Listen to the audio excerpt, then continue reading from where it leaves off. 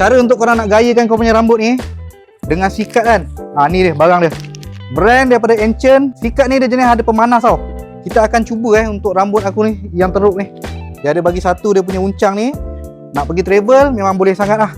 Dalam ni dia ada bagi USB kabel Type C dengan penyepit kalau rambut korang tu jenis panjang kan.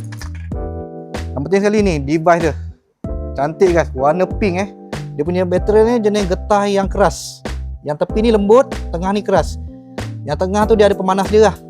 Sebelah bawah ni ada lubang charger kabel Type C. Korang boleh charge balik device ni. Kita cuba on kan Kat dalam kamera mungkin tak nampak tapi dia ada keluar display kat situ tau. Dia jenis LED. Untuk dia punya pemanas dia ada 140 darjah Celsius hingga 200 darjah Celsius. Sekarang kita akan set kepada 160 darjah Celsius Rambut aku pendek mungkin tak nampak hasil dia.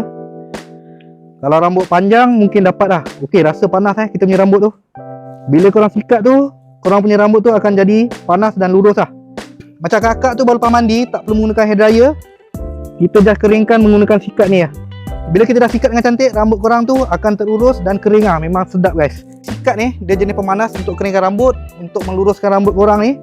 Harga dia memang murah je, korang boleh tekan link. Wah,